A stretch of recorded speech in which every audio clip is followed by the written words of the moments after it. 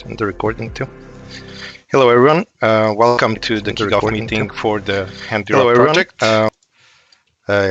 It's my honor to open this meeting, and I would just like to, as a preface, say that this meeting is going to take place in English, and all material for now is in English, but we are working on making it available after the meeting, all the material in Danish and German as well, of course. So let's go through a quick round of introductions. There's a lot of us here at the meeting. So my name is Oscar Palinko. I'm the project coordinator for HanDiRob, and I'm an assistant professor at SD Robotics here in Odense, Denmark, and my main field of research is human-robot interaction. So now I would like to call on Robert, if he's here, to introduce himself quickly, if possible. Yeah, okay. Hello, everybody. My name is Robert Wendland. I'm from the University of Lübeck, more specifically the University Medical Center. I'm head of the biomechanics laboratory, biomechanics and biomechatronics laboratory in our department. Great. Thank you so much. Jörg, are you here?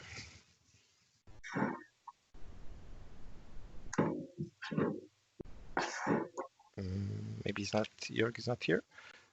All right. Should we move on to Franziska? Could you introduce yourself? Yes. Hello, everybody. I'm Franziska from FH Kiel University of Applied Science, and we're happy to be part in work package 2. Great. Thank you so much, Franziska. Jan-Hendrik.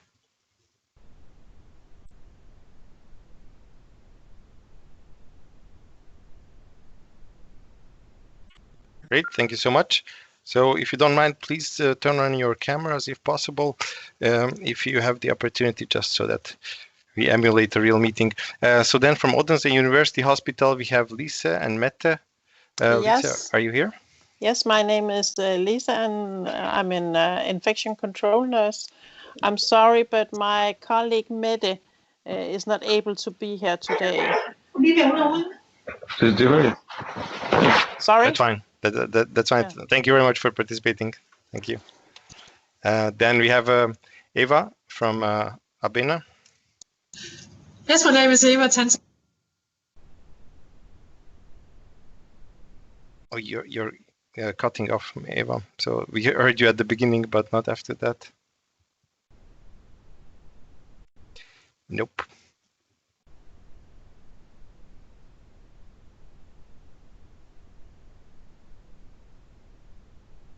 Does anyone else hear Eva? No.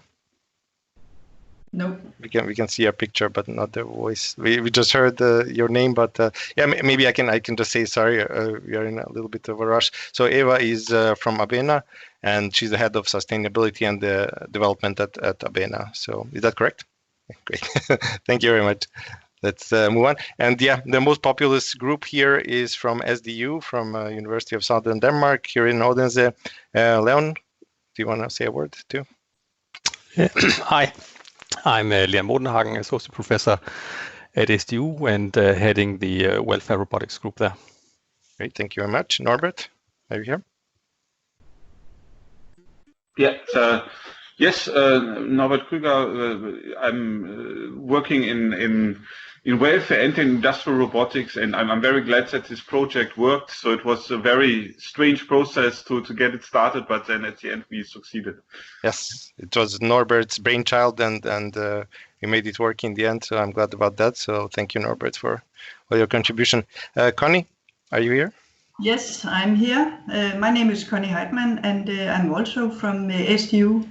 I have a health background, and I'm working with test and GDPR, etc.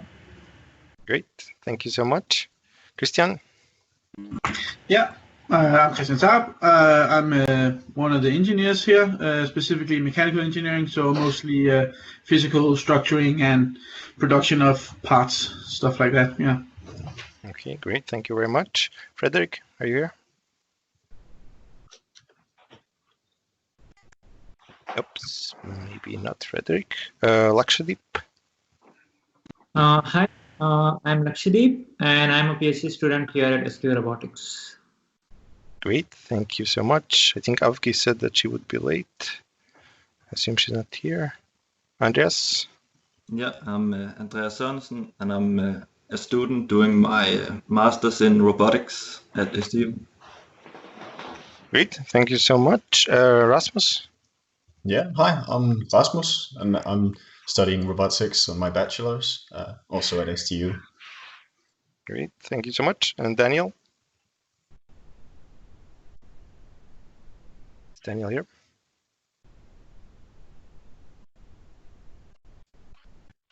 Okay, I have to unmute. Oh, sorry. Yeah, my name is Daniel, and I study robotics as well, just as same as Rasmus. Great, thank you very much. So you might have noticed that the SDU cohort has expanded multiple times. So we have a lot of people. So the reason for this is that not everyone is going to work full-time on the project, but part-time for a number of months. So that's why you have more people working part-time rather than a couple of people working full-time on the project. Great, thank you so much for the introductions. That actually went faster than I thought, so we'll have a little bit more time for questions later. So this is today's agenda for the first hour, ending at 3 p.m. today, and after that we'll have a 10-minute break, and from 3:10 we'll continue with the internal project meeting, which is not going to be streamed online, but yeah, so we'll start now with the project overview by myself, and then Robert is going to present his university's role in the project, and Franziska hers, and then Leon his part in the project, or SDU's part in the project. So let's start with the project overview. So what is HanDiRob? Many of you might know already. So it stands for hand disinfection robot. So we are promising to build a hand disinfection robot, and it's a project within the Interreg 5A program region between Germany and Denmark, and we are in priority 1, which is innovation. And so very shortly, the goal of the project is to improve disease prevention through enhanced hand disinfection in public spaces with the help of a mobile social robot, or in other words, to create and test modular mobile hand disinfection robot to improve compliance with hand disinfection requirements. And so this is just a very quick, very initial sketch of how the system could work. So it's imagined to be a modular system. So there would be a driving unit, and there would be a hand sanitizing stand, and they could work separately, but they could also work together. And when they join forces, then they can approach people, or the mobile unit can drive the hand sanitizer unit to different places for different purposes. So this is the basic idea behind the project. So I hope that renders somehow a picture about how it works. So regarding Interreg, Interreg is one of the key instruments of the European Union for supporting cooperation across borders through project funding. And its aim is to jointly tackle common challenges and find shared solutions in fields such as health, environment, research, education, transport, sustainable energy, and more. And the 5A region is between the southern part of Denmark and most northern part of Germany. So this is the program area that we are all finding ourselves in, and that's why we are all here. So it's an EU initiative which awards grants for collaboration over the borders to strengthen scientific and every other kind of output in this region. Okay, so the total project budget is around 671,000 euros, out of which the Interreg financing is around 403,000 euros, and the rest is co-financing provided by the collaborating partner. And the project duration is from the 1st of April of this year until the end of September of 2020. And as I said, it is classified as priority 1 innovation, which reads increasing product, process, and social innovation within the identified program area. So that is the main basic requirement from Interreg in this priority one. And one question, Oscar. Yep. I remember, is the budget lower? Has there been an increase, or is it just my memory that is wrong? Maybe so. The 671 should be with all financing, but you might remember SDU's part, which is smaller, obviously. So this is for all project partners. Maybe you're thinking of SDU part that you have seen some numbers for. Is that? Do you think that's? Actually, I was pretty sure that we had 300,000 in the start as a. But it might be also, I might confuse the process, but fine. I mean, it's actually a reasonably big project then. Yeah, I think then it's good news that we have more money than you thought. So that's, yeah. I think it's always better to have more than you thought than less. Yep. And then, so we have the website up and running since recently, and it's called HanDiRob.eu, and please check it out, and we'll post information there and a lot of content there, of course. And right now, again, it's in English, but it's going to be in Danish and German primarily, and English is going to be a third language there as well. It's just we are in this startup procedure, so that's why we haven't had the time yet to update everything. Okay, so regarding the partners, so we have 3 or 4 partners in the project as you look at it, and 2 additional network partners. So the University of Southern Denmark is the lead partner on the project, and specifically is the Mærsk Mc-Kinney Møller Institute within the University of Southern Denmark.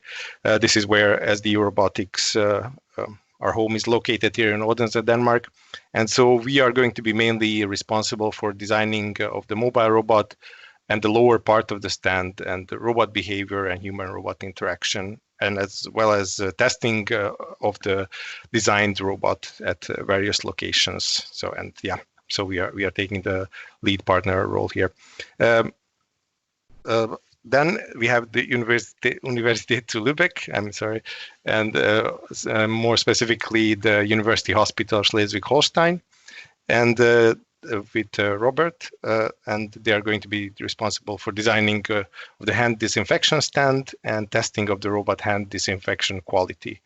That's going to be a very interesting sub-project. And then we have Fachhochschule Kiel with Franziska. They are going to be mainly responsible for user interface design, public relations, and communications in the project. And then we have a 4th virtual partner, which is the Research and Development Center at Fachhochschule Kiel, which is not taking an active role, but they need to be there. So that goes in tandem with the Fachhochschule Kiel, of course. And then we have network partners, the University Hospital here in Odense, where we are going to be doing testing, the main location for our testing here in Denmark. And we are going to be receiving advising from the hygiene nurses, Lisa and Mette, and we are very looking forward to hear their opinions on how the project should go. And then we have Abena and with Eva, and she is going to give us a business perspective on this project, or how she sees this working out, hopefully maybe in the future in a business setting. Okay, any questions regarding this? So a quick recap of the so-called RIMEFAS project. So you might have heard this name many times before, or might not have heard that also. Let me just quickly recap what I mean by RIMEFAS. So RIMEFAS stands for a project that was called Robotic Interface for Motivating and Educating Proper Hand Sanitization. And it could be considered a predecessor project for HanDiRob. And it was funded by Innovation Fund in Denmark, and it ended recently at the end of January of this year. And so in RIMEFAS, we created a static interactive hand disinfection interface. So you can see an image of this system in the lower left corner. So it was an add-on to an existing hand sanitizer, and it was just a static device, not a mobile one that we are planning here in HanDiRob. But it had a quite useful quite beneficial influence on users. So we tested it at multiple locations with quite significant results. So what we have found during this project, which lasted only 7 months, from the middle of last year to January of this year, is that using this interactive interface, we were able to increase the compliance of people. So we increased the usage by about 20%. So 20% more people used the robotic interface compared to the regular interface. I forgot to say, so once the person comes close to the interface, it starts talking to the person and asks if the person wants to sanitize their hands. And it also uses eye gaze to convince people to use the hand sanitizer. So it's some kind of nudging or motivating device, that has the same functionality as a regular automatic hand sanitizer, but has this additional interface benefits, that convinces people to use it more. And what we have seen is that 20% more people use the robotic interface compared to a regular automatic hand sanitizer. And what we have also found is on Eva's suggestion from Abena, she suggested us that the robot interface should tell people to sanitize their hands for a longer time, right? So to rub their hands for a longer time so that the alcoholic solution has more effect on the hands in disinfecting the hands. And by introducing a simple message at the end of the interaction to please rub your hands for 30 seconds, we were able to double the length of hand sanitization for users from about 7 seconds to around more than 15, around 16 seconds on average per user. This was on a smaller sample, so we had 17 subjects only in both samples, but we have repeated this experiment a couple of times, and we got very similar numbers. But maybe long-term studies would shed more light on its effect, but it seems very, very promising. So that's just an information how the previous project informs us in this current project of how we can proceed. Okay, and then I would like to quickly talk about work packages that are in part of HanDiRob. Back to HanDiRob, of course. So we have work package 1, which is project management, and work package 2, public relations or communication, work package 3, all types of development, and work package 4, testing of the build system. So a little bit more detail. In work package 2, we have we have 5 activities. Sorry for the numbering. And here, the lead role is going to be on Fachhochschule Kiel and Franziska. And we are going to start with startup activities, obviously with this kickoff and similar activities. Then we'll have publications, which I talk a little bit more about in the next hour. We'll organize events. We'll print promotional material, and we'll have digital activities, digital presence, obviously, all kind of social media and similar. And this is all part of a wider communication strategy that Fachhochschule Kiel will produce for us. Then work package 3 has 4 activities. The first one is hardware development, which consists of selecting a robotic platform and designing the lifting mechanism and similar hardware tasks. Then the software development involves all kind of software that needs to be developed or adapted to our current needs. And then behavioral development, where we are designing interaction strategies, how to talk to people, how to work with people, how the robot should interact with people. And here SDU will take the main role, but obviously with help from Lübeck and Kiel, of course. Lübeck is going to participate in the hardware design of the stand, and Kiel in the interaction parts. And then the last part is going to be integration of all the developed systems to build the system together into a working device. And then the very interesting fourth work package is going to consist of testing. And here Lübeck is going to take the leading role, but we will also work very strongly on this work package here in Denmark. And yeah, so it consists of preparation for testing, then the phase 1 testing, and then after we assume that we will need to change the system according to experiences from the first phase of testing. And after that, we can continue with the second, more advanced phase of testing, right? So let's say some final testing of the devices, and then analysis of results and value. And finally, we also have this very interesting sub-project from Robert, the validation of hand disinfection quality. I hope he's going to say more words about this. He will try to figure out how well people actually disinfect their hands using a hand sanitizer and disinfectant device. So we're looking forward to hearing about that. Okay, and so for some more concrete goals, if that is a little bit more abstract for you right now. So what we are aiming at here is to create a fleet of hand sanitizers or hand disinfection robots, right? So which would consist of one mobile unit and more hand disinfection stands, right? So here in the lower right corner, you see 2 stands. So there could be multiple hand sanitization stands, interactive hand sanitization stands, and then they could be served by one mobile robot. It could approach them, lift them up, and approach people to interact with them, or do other activities like replacing them somewhere or bringing to refill and so forth. And they will be designed in a way that both the hand sanitizer stand and the mobile robot are going to be able to work separately, but also together. So when they join forces, then it's going to be like they will join resources and work more efficiently together. And yeah, so the main idea behind mobile robot is that the mobile robot together with the hand sanitization stand will be able to approach people, to come up to people and convince them to sanitize their hands. But in addition to that, the mobile platform will be also, as I said, able to redistribute stands to places where it's more needed from places where it's less needed.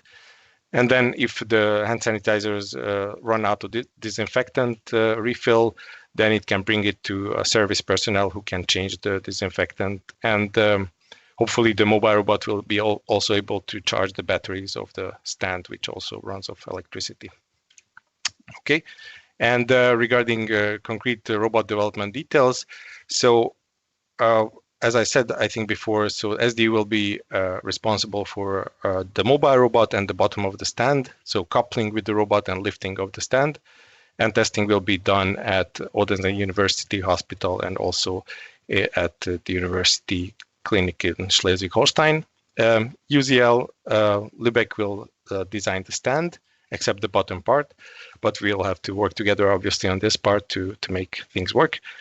And which will also include a disinfectant dispenser, a mask, glove dispenser, and screen with some computing power for interacting with people, and as well as a battery.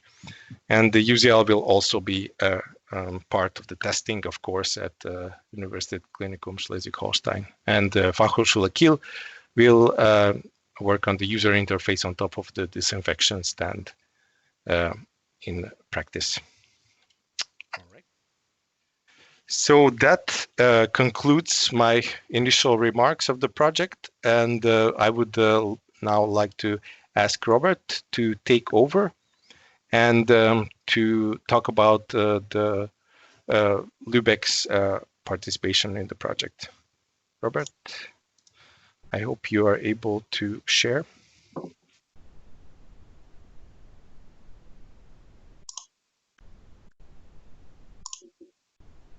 Let me see if I get this managed.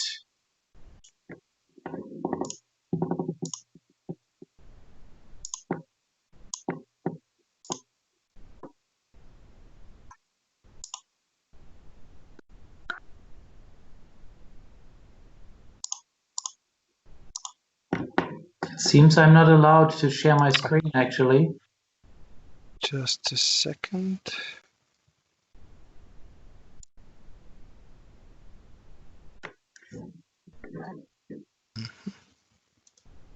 Let me just...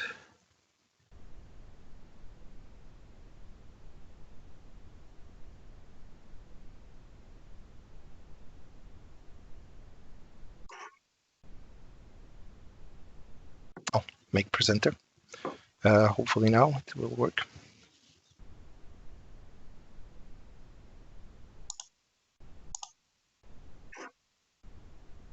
Not yet.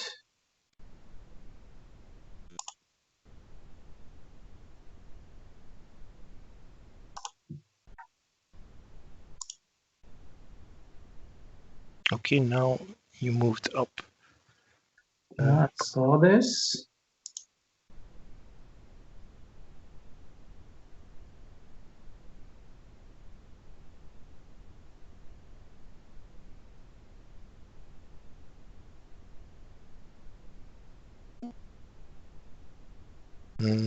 Robert, we can't see you or hear you.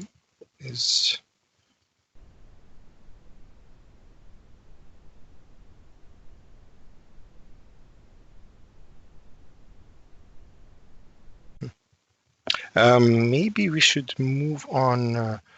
But I'm not sure what happened to Robert. Franziska, are you maybe ready to present your slides?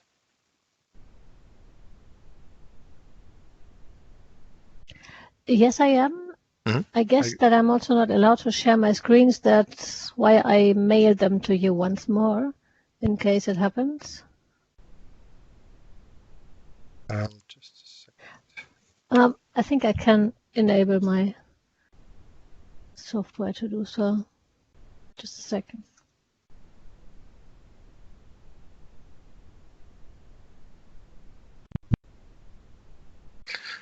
I think you are a presenter, so I thought that that means that you should be able to.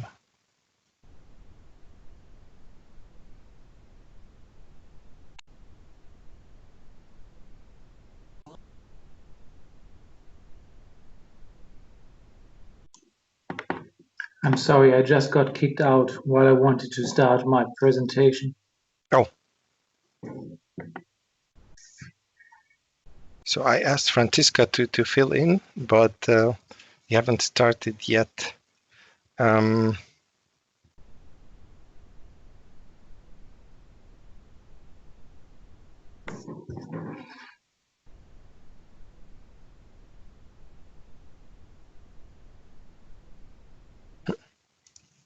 That's strange. So, Robert, you don't see an option for starting a presentation? Yeah, well, now I'm twice in the participant list. One is my old login, which is invalid, and now I'm a participant and not a presenter. Wait, I'll make you a presenter. So.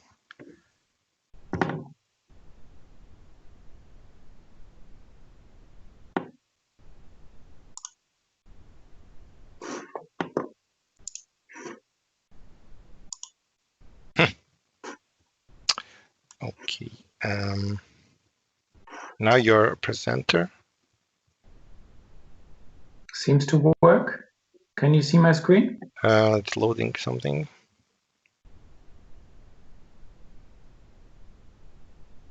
I'm sorry, this should be easier, but it seems switching from Zoom to Skype is not beneficial. I can see the slides. Oh, you can see the slides. Oh, great, perfect. I can see them now too. Please, Robert, I'm sorry for that delay. Please start your presentation. And Franziska, please wait for the next turn. Thank you. Yeah, I'm sorry for the delay. I've never been using Skype for business. So it's a little bit startup difficulties.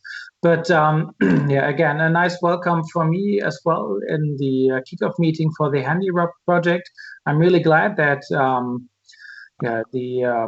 this project is going to be coming alive, and I'm really looking forward to seeing the robots running around and giving help to people to get their hands really clean. To sum up our contribution in this project, I have prepared a few slides. Basically, we are the University of Lübeck, which is a university. Yeah, it's in the north of Germany, and actually the very southernmost part of the program region.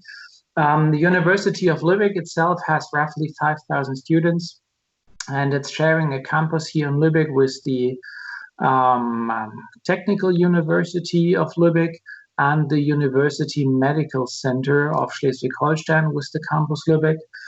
And I specifically am from the Biomechanics and Biomechatronics Laboratory of the Clinic for Orthopedic and Trauma Surgery within the University Medical Center Schleswig-Holstein. Sorry, it takes a little bit of time to get this pronounced correctly. It's a little bit long. And this reflects the structure that we have here on campus, that the university and the technical university, as well as the medical center, are working in very close cooperation. The background, or the most important task that we do in our lab, is biomechanical testing of medical devices, development of novel treatments in the field of orthopedic and trauma surgery, and newly developed devices can be tested at or on our machines where we can really see what's needed to break them. And this is rather important in the field of orthopedics and trauma surgery, because usually you're working on these implants and they have to be able to bear the loads.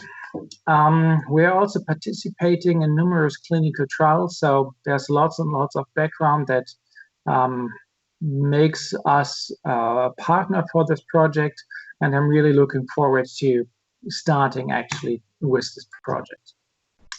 Our contribution in this project is mainly in the work packages 3 and 5, where the development and the testing takes place, as Oscar has already mentioned.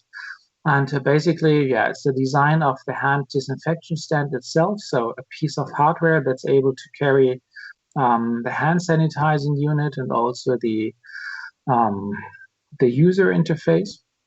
And also we're going to lead the work package on the testing of the device, which is actually a several staged approach in order to be able to improve the design while we're working on it.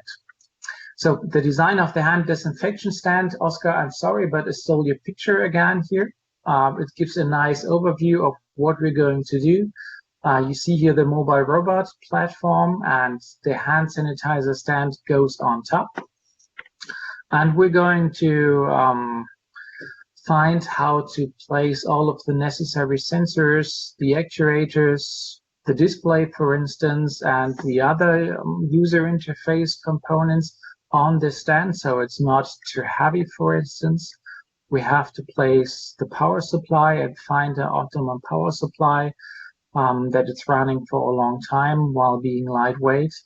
And this sums it up. Actually, you see the mobile platform is rather small and it's usually not able to carry too much of weight. And the bigger it's becoming, the more heavy it's becoming, the more powerful the mobile base has to become, and this leads to overly cost probably of the overall system. The coupling procedure with the base itself is something that might prove challenging throughout the design phase, but this is something that we think will give us in the end an optimum design. For instance, the placement of the batteries in the base might be a good idea, so it's not tumbling over while driving around, for instance. And also we're considering how to improve the capabilities over the hand sanitation itself.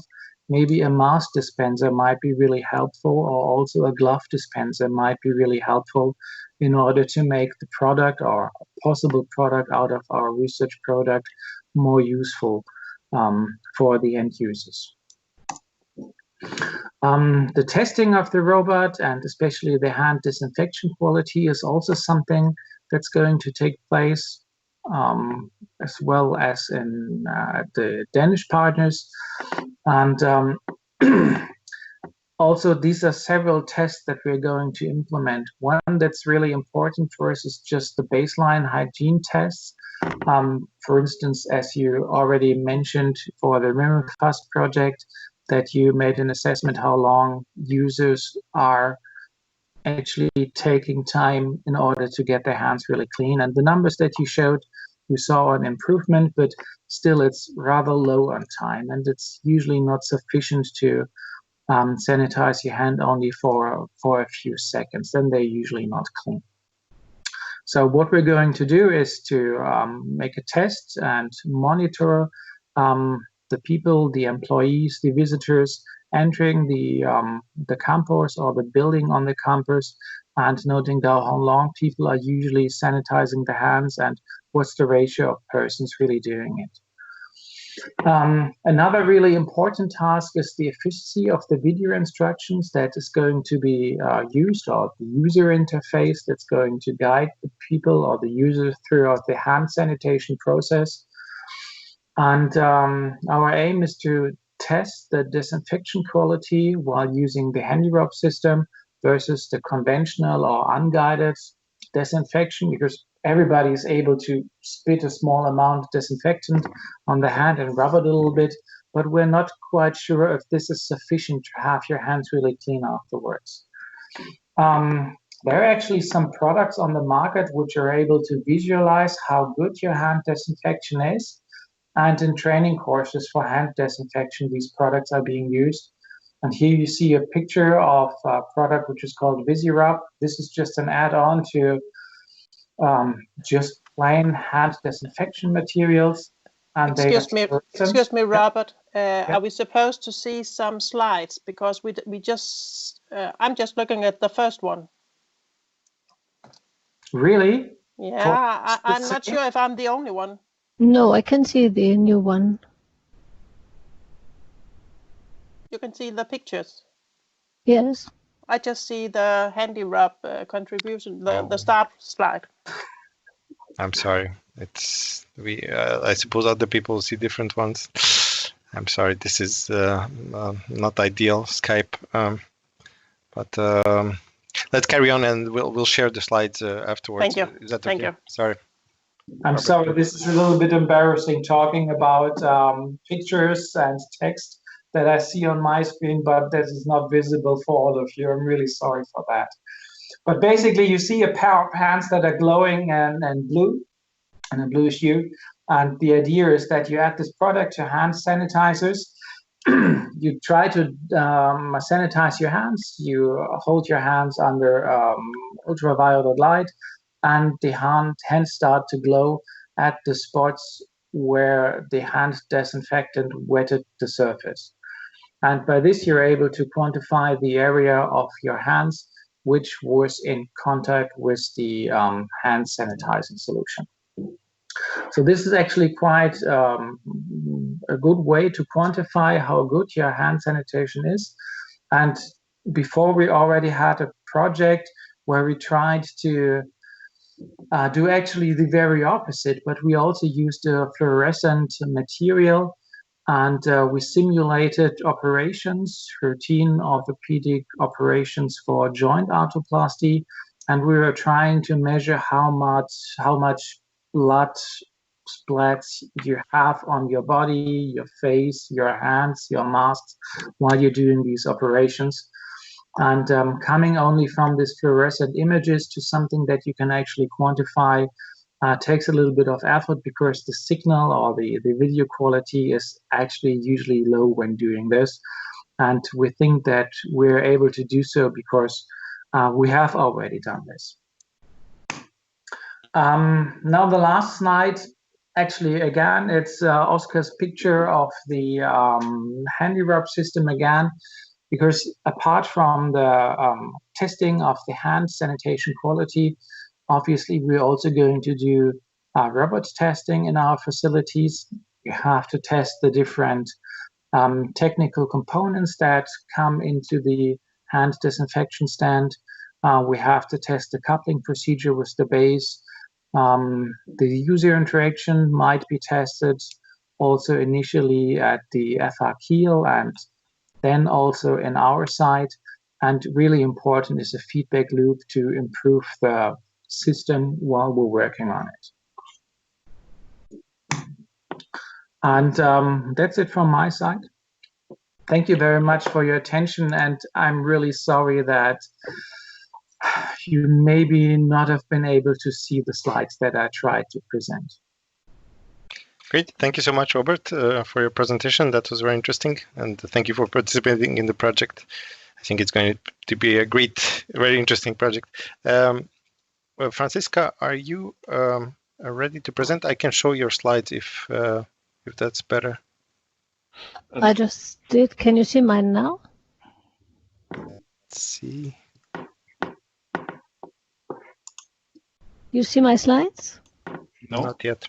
Then I finish this and you share them. I have one question. On which TRL are we supposed to stop?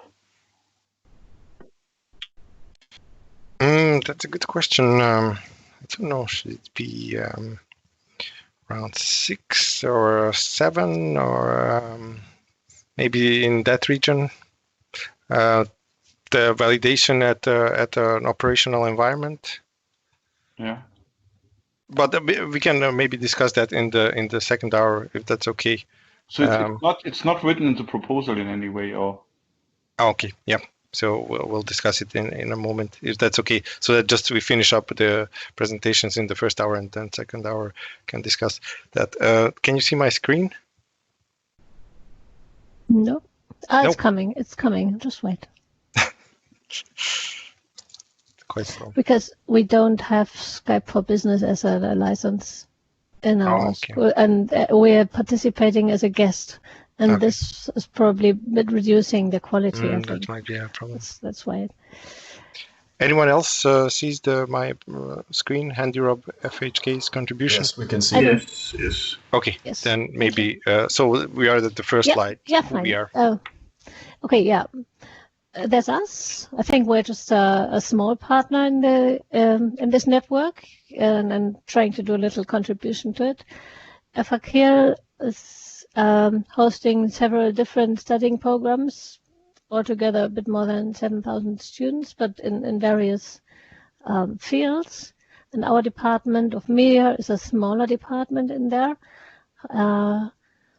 We have done content development in multimedia fields like web, print, audio, video, and for a shorter time, of course, also content in VR and AR fields. So there's also some game development, but there's also journalism, and there's also strategic planning for public relation topics.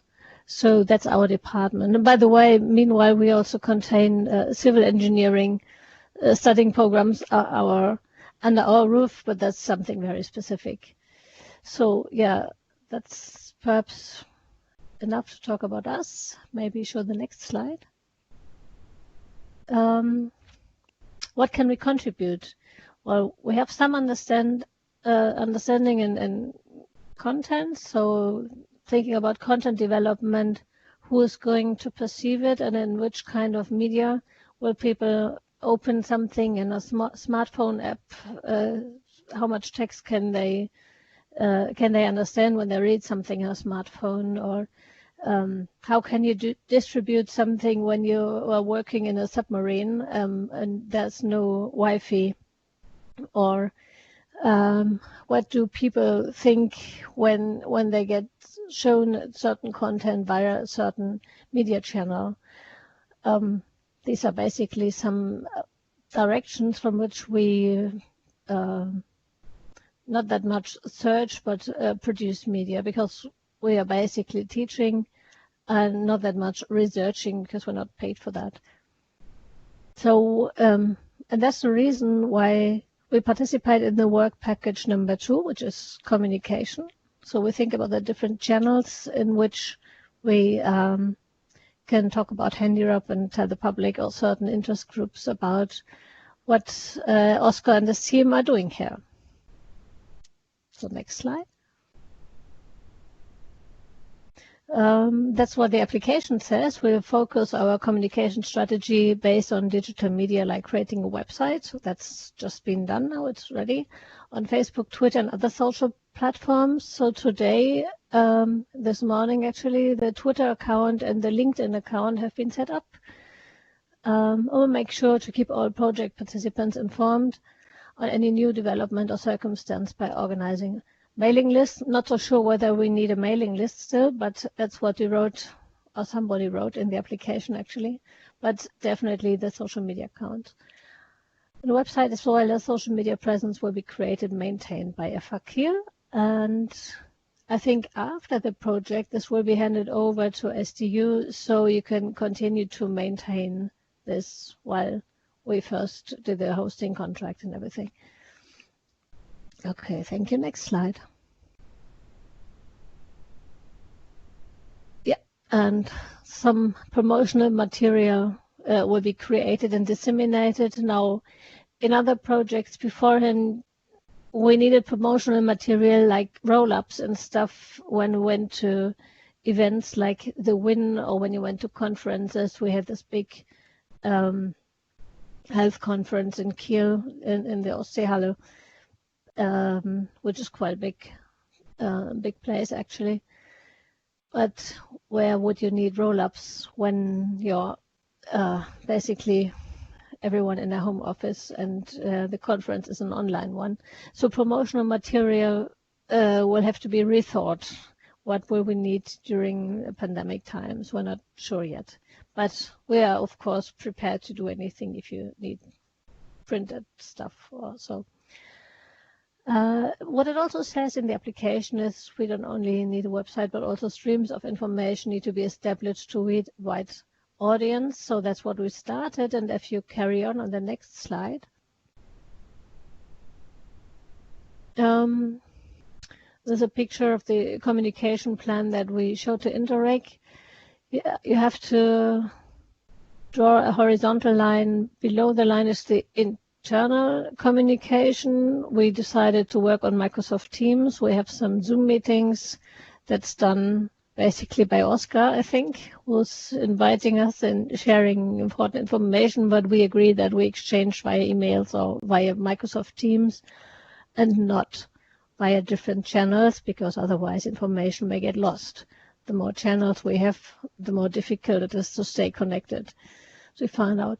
Now, if we look on the all the stuff above this line here, the external communication, then we're just on the left on this block, April 2021. So there's the website and some social media channels have been set up. Our meeting today, which is actually being streamed right now on YouTube.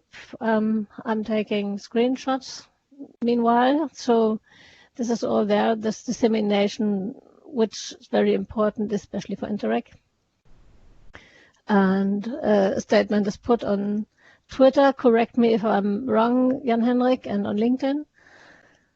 And during the requirements analysis, which your team are doing, we will also need your data to put it online again. So you will get, you will be asked again and again on your success, what you're doing.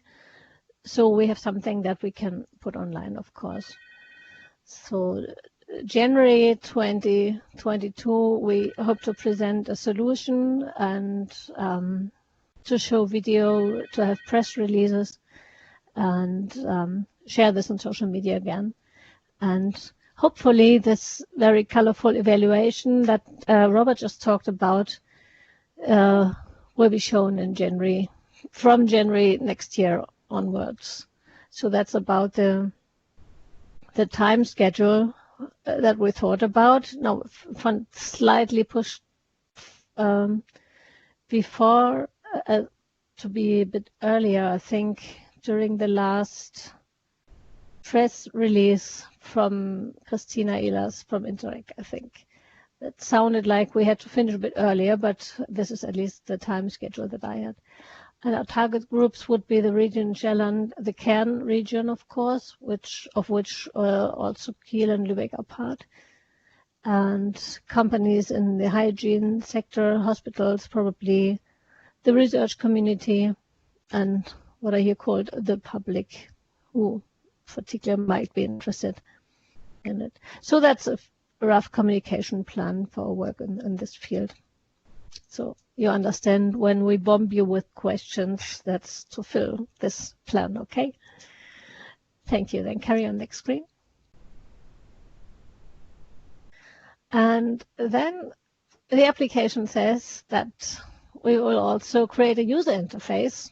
And we saw the disinfection stands on the mobile robot, the same picture that we saw several times, and it's got a face or something like a face. And if I understood you right, now just look to the next screen, please. It is good that we're here talking about this. We will do some UI design, okay, the general stuff that's being done when you create a user interface, and we'll probably put video material there to show how sanitation should be done. So obviously not necessarily on a machine like that, but video on with hands sanitizing.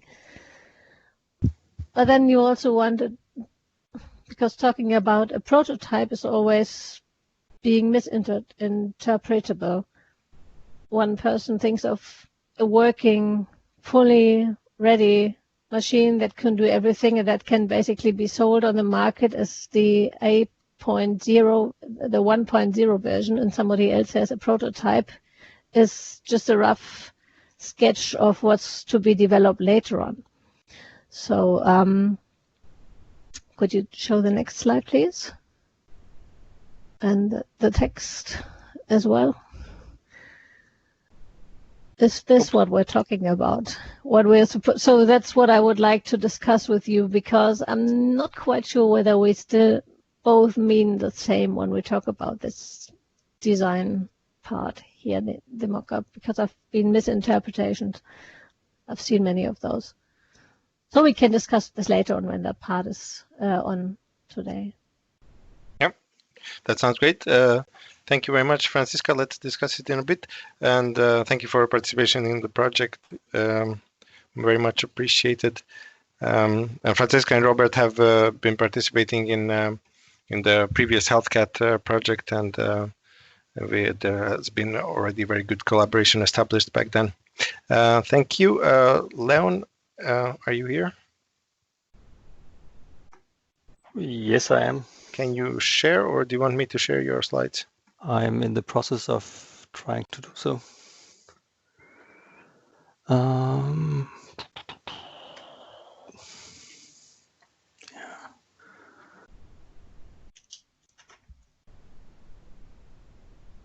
So there should be something now. It's coming.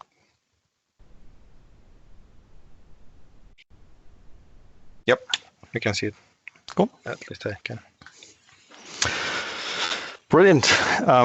So I'm Liam Bodenhagen, and I will introduce you to the robot development that we are working with at SDU. Yes, so the University of Southern Denmark, we are based in Odense and on Fyn, on Denmark, and a university with around 30,000 students and almost 4,000 staff. Not all of them are based in Odense, so some of them are on satellite company in Sønderborg or Esbjerg, for instance. SDU Robotics is a section at the Maersk Institute, which is located at the Faculty of Engineering. We are around 45 staff, including 14 PhD students. And our expertise are, as the name indicates, robotics, but we work on both industrial robotics, but also medical robotics and welfare robotics, which is the niche where the project HanDiRob is associated to. In HanDiRob, one of our objectives is to develop a robotic solution for approaching humans for hand sanitizing.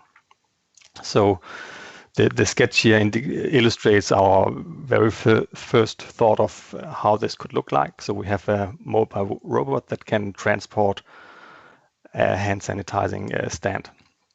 And the idea was that we can have many of these stands and rather few robots to operate them. And the basic challenge for the robot could be either just transporting the stand or actually actively approaching humans with the stand in order to motivate them to sanitize their hands. And when we look into the criteria for developing such a robot, one of the important ones is obviously safety, where we can have different emergency stop mechanisms. Could be a traditional big red button that we all have met one way or another. Could also be laser scanners that are used both for localizing the robot, but also to detect if humans are getting too close, and to actually ensure that the robot stops before it collides with the person in a hallway scenario.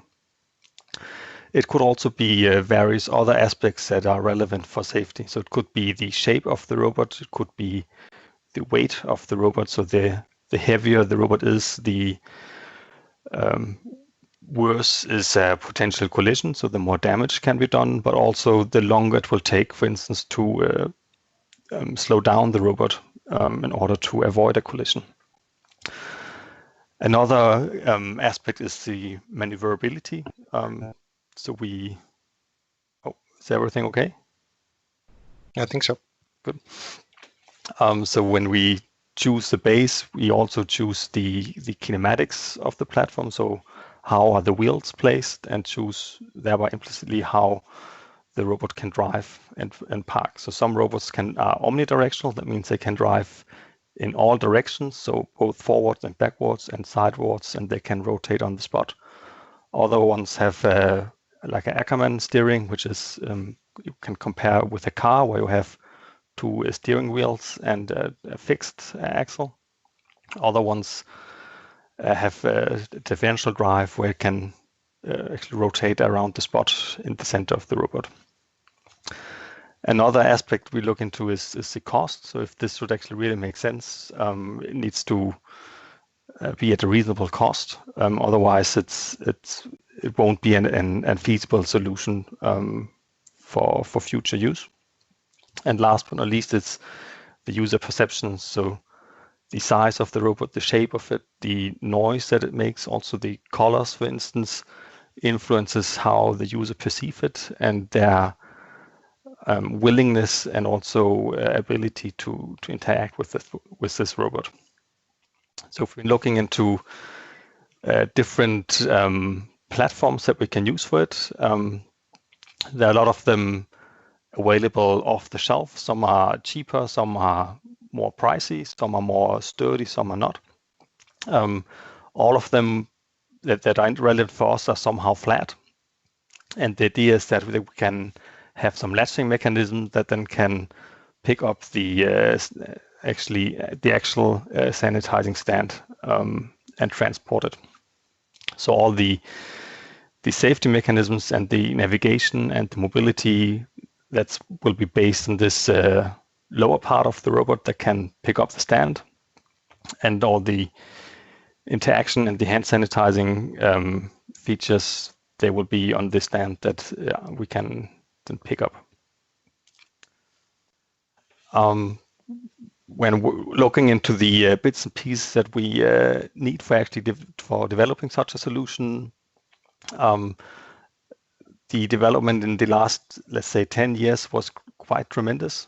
So once I started, sensors were actually quite expensive. So a decent camera that could tell us not only give us a color image, but also tell us the distance of the different elements in the scene could cost a 5-digit amount in euros. Now these cameras are actually rather cheap, rather good quality, and readily available. So cameras like these Intel cameras you can find for down to 100 euros, and they are applied in all sorts of devices, even integrated into mobile computers, some of them. Today we also have computing devices that are designed for mobile robots and also drones. So they come at the size of a credit card. That's this NVIDIA Jetson TX2 board. It's has everything a normal computer has. So it has a CPU. You can install a Linux operating system on it, but then they're also actually designed to be good at image processing. So exactly what we need in order to do the processing of our image data from our cameras. Then we have algorithms has developed quite a bit recently. So neural networks have become popular to do the image processing for us. So that makes it rather easy to, for instance, detect persons, to detect their gaze, to essentially to get some understanding of what are actually the surroundings of the robot. And so this type of code is in particular designed or suitable to run on these computational devices such as TX2. When we then look at how can we stitch a solution together, or what do we need, then our robot will mainly do two different things. Either it will drive among humans in order to get from some location to another. And there the idea is that we might want not to interfere with humans and not to cause any stress. And the other situations actually where the robot might have to approach humans actively in order to interact with them. And for this we can detect persons frame by frame and also track them. So that helps us to make the robot robust with respect to noise. So there's always the risk that an individual image might be bad, or you might misrecognize a person. So if we have a sequence of images, we can compensate for that. It also enables us to avoid approaching the very same person multiple times because we can track where that person would go and then ignore that afterwards. We can also detect groups. So if people form a group, they tend to form some specific structures. So that might be, for instance, a circle where there's some common space where actually no persons are located, and then all the persons are localized on a circle-like structure.